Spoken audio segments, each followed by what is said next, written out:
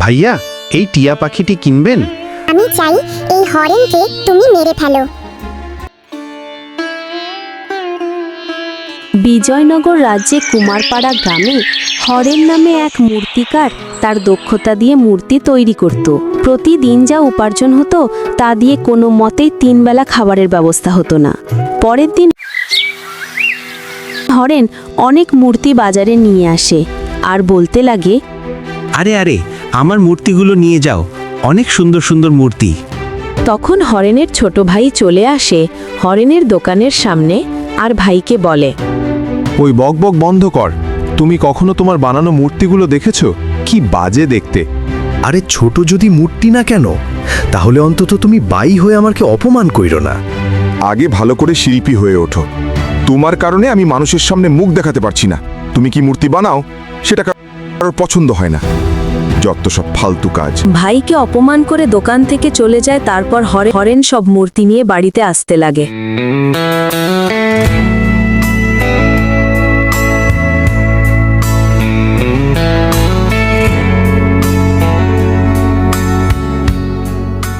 আমি জানি না মানুষ আমার মূর্তিগুলো কেন কিনে না। এখন কি করব আমি? আমি কি আমার মেয়েকে বাঁচাতে পারবো না? মাবুদ, তুমি আমাকে একটা উপায় দাও। ও মা, আমি আগের মতো সুস্থ হতে চাই। আমি আর কষ্ট সহ্য করতে পারছি না মা। বাবা কোথায়? হে রে মা, তুই সুস্থ হয়ে যাবি। তোর বাবা কাজে আছেন, অপারেশনের টাকা জোগাড় করতে গেছে। অপারেশন করিয়ে নিলে আগের মতো সুস্থ হয়ে যাবি। তুই চিন্তা করিস না মা। না, আমি হাল ছাড়ব না। আমি আমার বাবার কর্মকে অবহেলা করতে পারি না। আমি কালকে আবার মূর্তিগুলো বাজারে নিয়ে যাব। ডাক্তার বলেছেন 10 দিনের ভিতর যদি 100 স্বর্ণমুদ্রা জোগাড় করতে না পারে তাহলে আমার মেয়েকে বাঁচাতে পারবো না। এখন ঘুমিয়ে যাই, সকাল হলে আবার বাজারে যেতে হবে।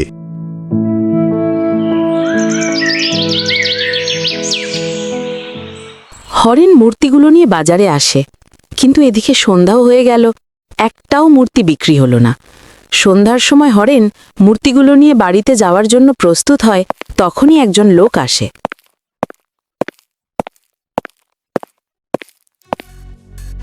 ভাইয়া, আমাকে একটা মূর্তি দাও। আমি আমার ছোট মেয়েকে একটা মূর্তি উপহার দেব। হরেন লোকটিকে সুন্দর একটি মূর্তি দেয়। তারপর এই লোকটি হরেনকে 20 টাকা দিয়ে চলে যায়। যাক, দেবো সারাদিনে একটা মূর্তি বিক্রি হলো। তারপর হরেন খুশি হয়ে বাড়িতে রওনা দেয়।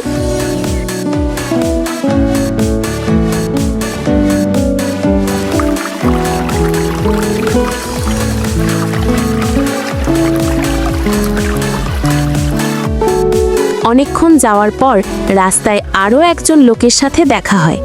লোকের হাতে ছিল একটা টিয়া পাখি। ভাইয়া, এই টিয়া পাখিটি কিনবেন? আমার অনেক টাকার প্রয়োজন। তুমি নিশ্চয়ই অন্য গ্রাম থেকে এসেছ। ভাইয়া, আমি অন্য গ্রাম থেকে এসেছি। তুমি যদি এই গ্রামের হতে তাহলে পাখিটি কেনার জন্য আমাকে বলতে না, কারণ এই গ্রামের সবাই আমার অবস্থান সম্পর্কে ভালোই জানে আমি কি বিপদে আছি। লোকটি অনেক চিন্তিত উদাস হয়ে পড়ে। সে কি করবে এখন চিন্তা করতে পারছে না। আমি অনেক দিন থেকে অনেক গ্রামে এই পাখিটি বিক্রি করার জন্য চেষ্টা করতেছি, কিন্তু কেউ আমার পাখিটি ক্রয় করতেছে না। আমি অনেক ক্লান্ত। প্লিজ আমার পাখিটি তুমি কিনে নাও। আচ্ছা, তুমি কেন এই পাখিটি বিক্রি করতে চাও? 1 মাস আগে আমাকে একজন সাধু বাবা এই পাখিকে দিয়ে বলছেন আমার নাকি ভাগ্য বদলাবে, আমি অনেক ধনী হব। কিন্তু আমি 1 মাস থেকে অপেক্ষা করতে করতে ক্লান্ত হয়ে গেছি ভাইয়া। আমার মনে হয় না যে আমার ভাগ্য বদলাবে। আচ্ছা ভাইয়া, আপনি কিছু টাকা নেন আর পাখিটি আমাকে দিয়ে দেন।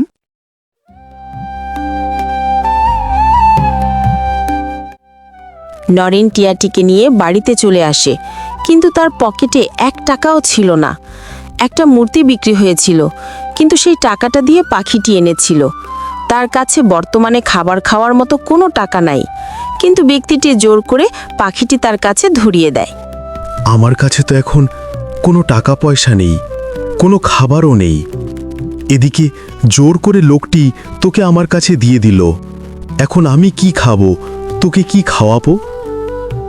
কোনো চিন্তা নেই, এখন থেকে তুমি আমার মালিক, আর এখন থেকে আমার কোনো খিদে নেই। আরে, তুমি তো মানুষের মতো কথা বলতে পারতেছো। আমি তো চমকে গিয়েছিলাম। তুমি কথা বলতে পারো, এটা কেমনে সম্ভব? হে, এই, আমি তোমার সাথে কথা বললাম কারণ তুমি অনেক ভালো মানুষ।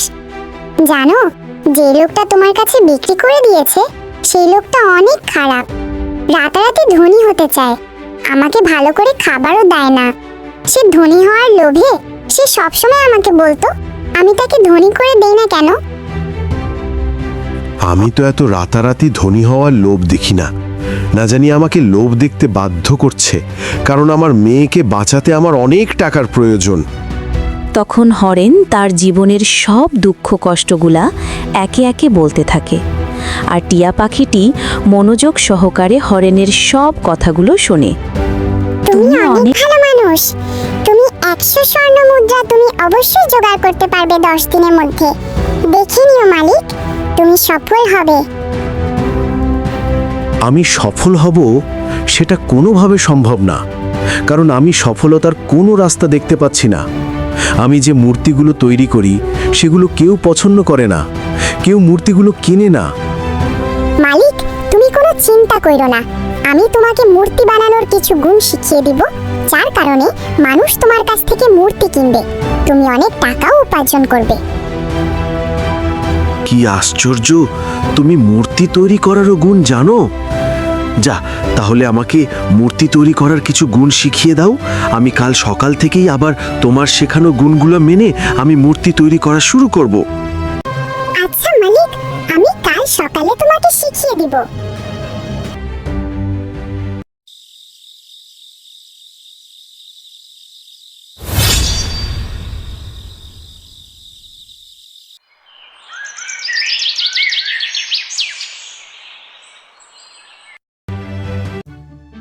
পরের দিন টিয়া হরেনকে মূর্তি তৈরি করা কৌশল বলে দেয়। হরেন টিয়ার কথা মনোযোগ সহকারে শোনে।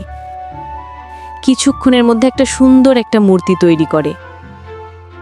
আগের মূর্তিগুলো থেকে এটা তো অনেক সুন্দর হয়েছে।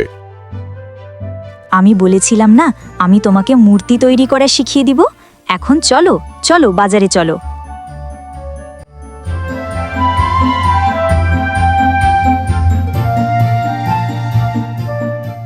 হরেন আর টিয়া মিলে মূর্তিকে নিয়ে বাজারে যায়।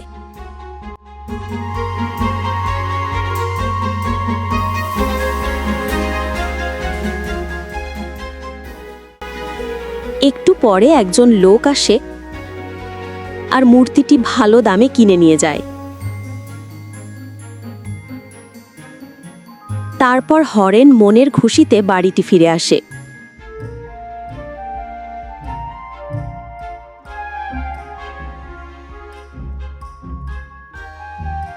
তারপর থেকে টিয়া হরেনকে প্রতিদিন নতুন নতুন মূর্তি তৈরি করার কৌশল বলে দেয়, আর বেশ কিছু টাকাও আয় করে।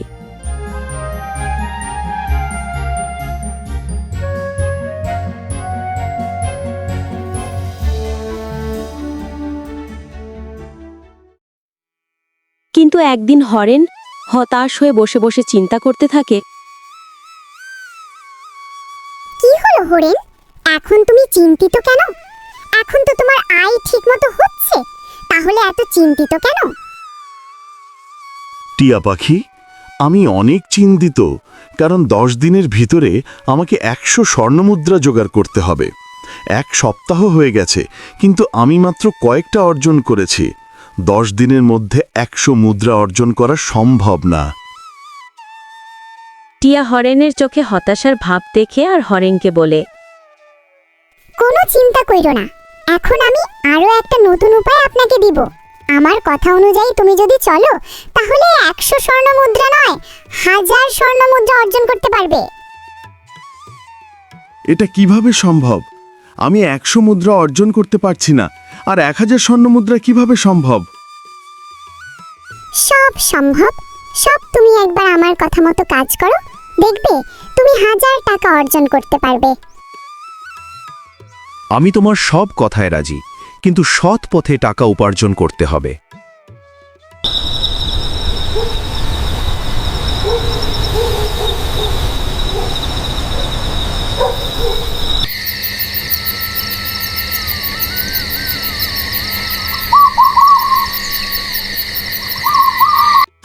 পরের দিন হরেন টিয়াটিকে বলে কি ধরনের মূর্তি তৈরি করতে হবে।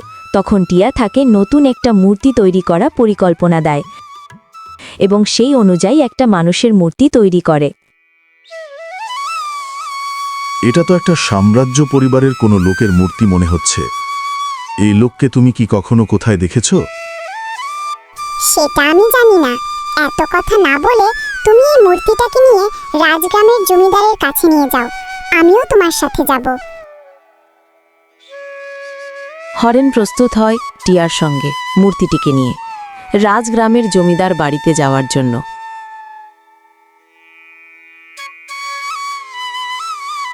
কিছুক্ষণ পরে চলে আসেন জমিদার গ্রামে এবং জমিদারের বাড়িতে ঢুকে যান।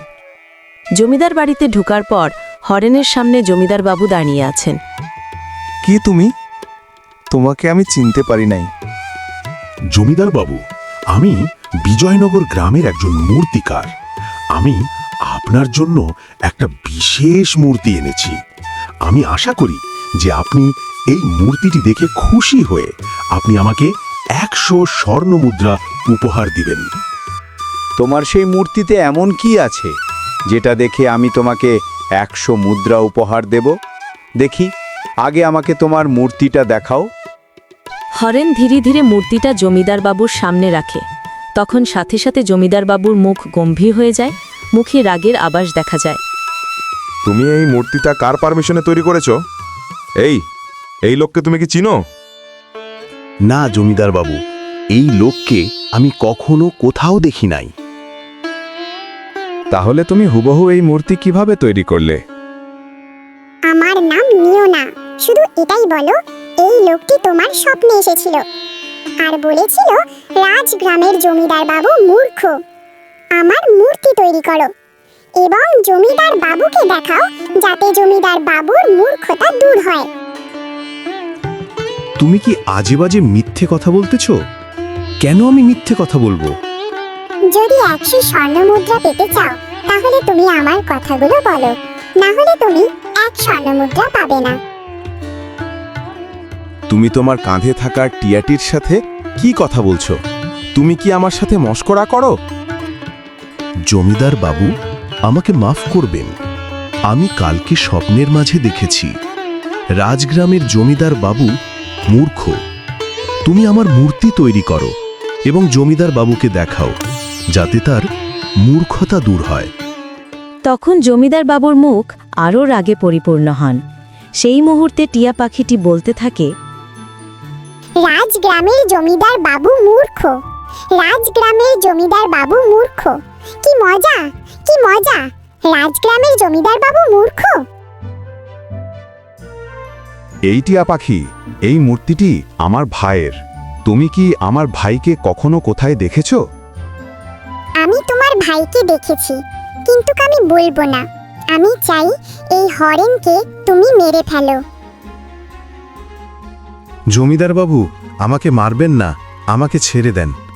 আমার ভুল হয়ে গেছে, আর আমি আসব না। মূর্খ পাখি, অনেক হয়েছে। আর পাগলামি বন্ধ করো, না হলে দুজনকেই মেরে ফেলবো।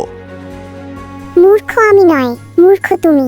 তোমার মতো মূর্খ এই বিশ্বতে আর কোথাও নেই।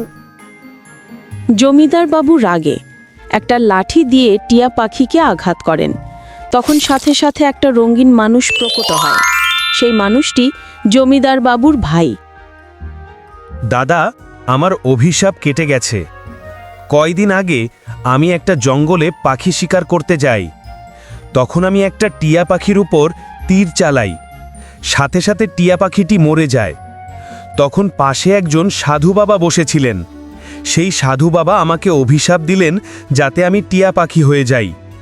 আমি সাধু বাবার কাছে ক্ষমা চেয়েছিলাম। তখন সাধু বাবা আমাকে বলেছেন, আমার অভিশাপ তখন কাটবে যখন আমার নিজ ভাই আমার উপর আঘাত করবে। আমাকে একজন লোক পেয়েছিল, তারপর সেই লোকটি আমাকে এই হরেনের কাছে বিক্রি করে দেয়। যখন আমি জানলাম হরেন একজন মূর্তিকার, তখন আমি এই সব পরিকল্পনা করেছি।